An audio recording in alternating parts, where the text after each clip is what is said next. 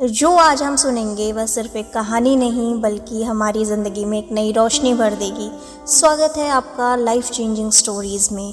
हमारे जीवन में कभी ना कभी ऐसी घड़ी ज़रूर आती है जब हम अपनी परीक्षाएं देते देते परेशान हो जाते हैं, लेकिन फिर भी हमारे साथ गलत ही होता है। तो आइए सुनते हैं आज की कहानी जो हम सबके जीवन से जुड़ी है। प्राचीन भारत में राजा हरिश्चंद्र की सत्यनिष्ठा और न्यायप्रियता की मिसाल दी जाती थी। वे हमेशा सच बोलते थे और किसी भी हाल में न्याय से नहीं डिगते थे। उनकी प्रजा भी उनसे बहुत प्रेम करती थी। लेकिन एक दिन उनकी परीक्षा लेने के लिए महर्षि विश्वामित्र उनके दरबार में आए और बोले, महाराज, आपने कहा है कि आप हमेशा सत्य बोलते हैं, क्या आप मेरी इच्छा पूरी कर सकते हैं? राजा ने कहा, हाँ गुरुदेव, अगर यह धर्म और न्याय के अनुसार है तो मैं अवश्य पूरी करूँगा। महर्षि बोले, मुझे आपसे आपका पूरा राज्य चाहिए। राजा हरिश्चंद्र एक पल के लिए चौंके, लेकिन फिर मुस्कुराकर बोले, अगर यही आपका आदेश है तो यह राज्य आपसे आपका हुआ। उन्होंने तुरंत महल छोड़ दिया और अपनी पत्नी तारावती और बेटे रोहतास के साथ वन की ओर निकल पड़े। अब शुरू होती है कठिन परीक्षा। राज्य खोने के बाद भी राजा हरिश्चंद्र ने अपना सत्य और धर्म नहीं छोड़ा, लेकिन अब उनके पास कुछ भी नहीं था। इसलिए उन्होंने एक शमशान घाट में काम करने का निर्णय लिया। शमशान के रखवाले ने कहा, अगर यहाँ तुम्हें काम करना है तो तुम्हें हर चिता जलाने के लिए कर वसूलना होगा।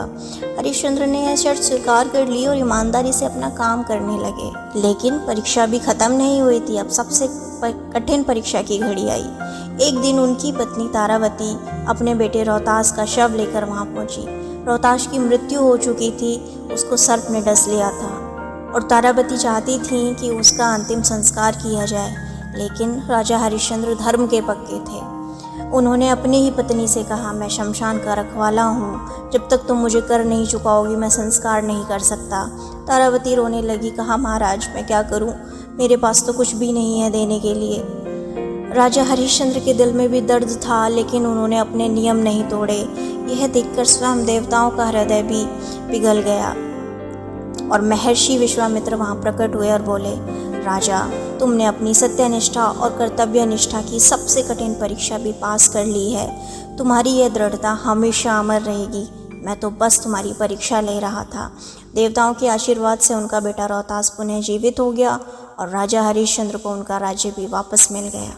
राजा का नाम आज भी बड़े ही आदर भाव से लिया जाता है और उन्हें सत्यवादी राजा हरिश्चंद्र कहा जाता है।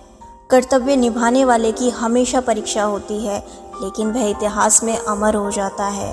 दोस्तों, प्राचीन की ये कहानी हमें सिखाती है कि सत्य और धर्म की राह हमेशा कठिन होती है, लेकिन अंत में जीत इन्हीं की होती है।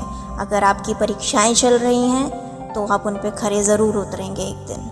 कैसी लगी आपको ये प्रेरणादायक कहानी? अगर आपको और ऐसी कहानियाँ सुननी है तो इस चैनल को सब्सक्राइब करें और वीडियो को लाइक शेयर करें। धन्यवाद।